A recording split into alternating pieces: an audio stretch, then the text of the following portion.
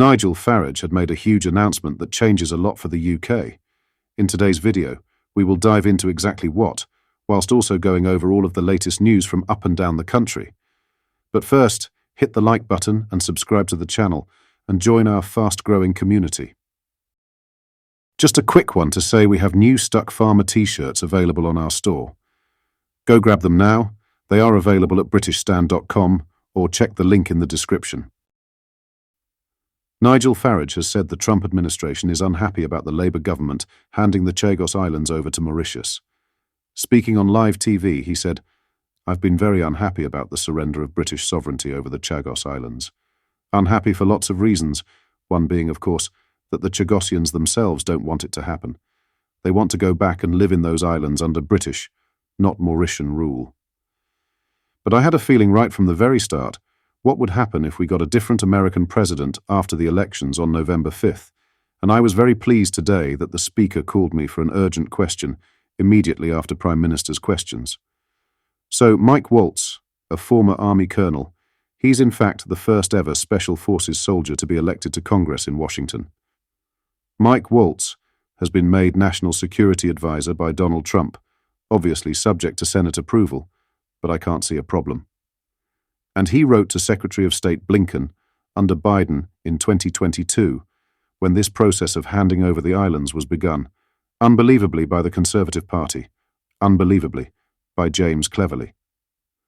Then he wrote to say that if Britain was to enter a deal like this, it wouldn't be unlike Americans giving up the Bagram Air Base. I spoke to Steve Bannon the other day. Yes, I know he's a controversial figure, but he's been a very senior advisor to Trump and a big voice in the American right, former US Navy officer, and he said, Diego Garcia is the most important island in the world as far as America is concerned. And yet, government ministers today insist that the Americans are happy with the deal. I think they're going to have to eat their own words. Following this, the MP recalled how farmers' protests over fuel prices 2 decades ago led to a critical moment in Blair's premiership. Don't underestimate the fury of farmers, Farage cautioned. Back in 2000, there was a big farmers' protest. They blockaded refineries all over the country in a protest at the price of fuel. He noted that the protests caused such severe shortages that it became Blair's worst moment as Prime Minister. The inheritance tax dispute centres on new rules that would impose a 20% tax rate on inherited farmland worth more than £1 million. The Department for Environment, Food and Rural Affairs, DEFRA, has suggested farmers aged 80 or over should be exempt from these rules. Farage expressed deep concerns about the impact of the new rules on Britain's agricultural heritage. Speaking on live TV, he highlighted how land values affect farming economics. You might have a 300-acre farm that is producing actually a profit of £30,000 or £40,000 a year, and it's worth 6 or 7 million. Under normal inheritance tax rules, you've got to give stuff away 7 years earlier, but in the case of the farming industry, it's never been a factor. He noted that while normal inheritance tax rules require assets to be given away 7 years earlier, this hasn't historically affected the farming industry.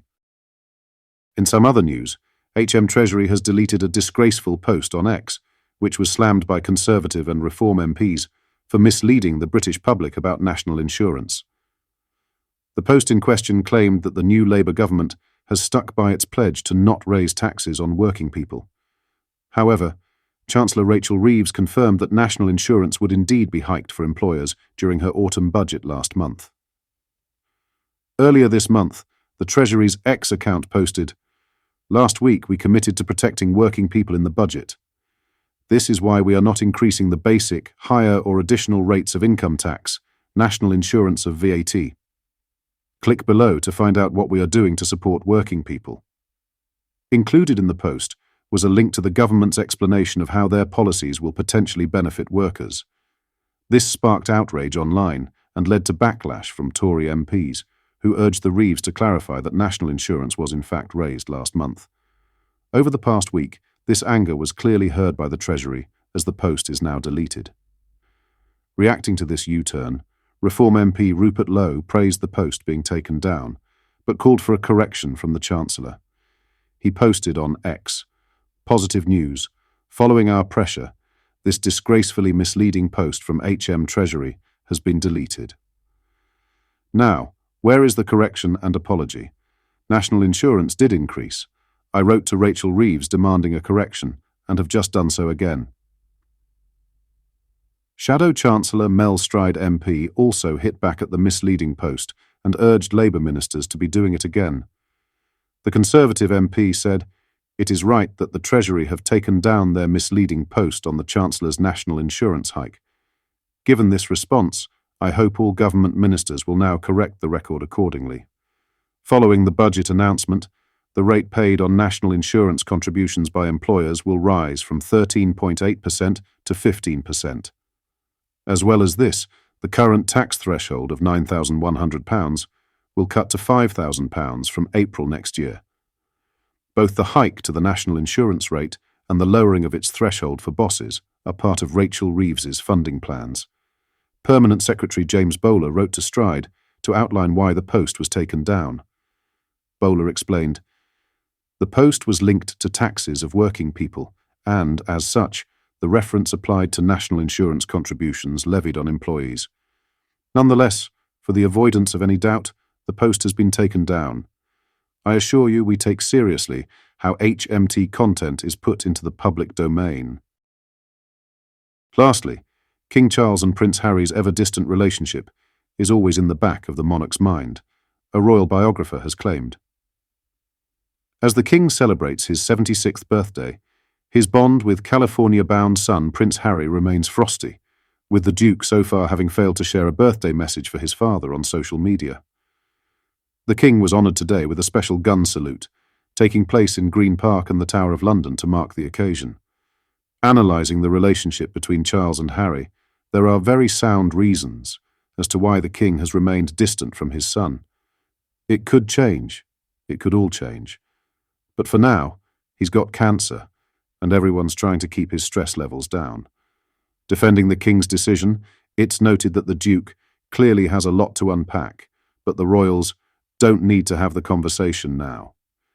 Harry has clearly got a lot to unpack, and a lot he wants to discuss. So the decision for now is just, let's not have that conversation right now. The King doesn't need it.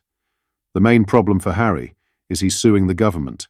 He's suing the King's ministers in the King's courts. What are your thoughts on what we discussed in today's video? Let me know down in the comments section below. If you've not yet already, make sure you do drop a like on this video and subscribe to the channel for more British political content. Thank you, take care, goodbye.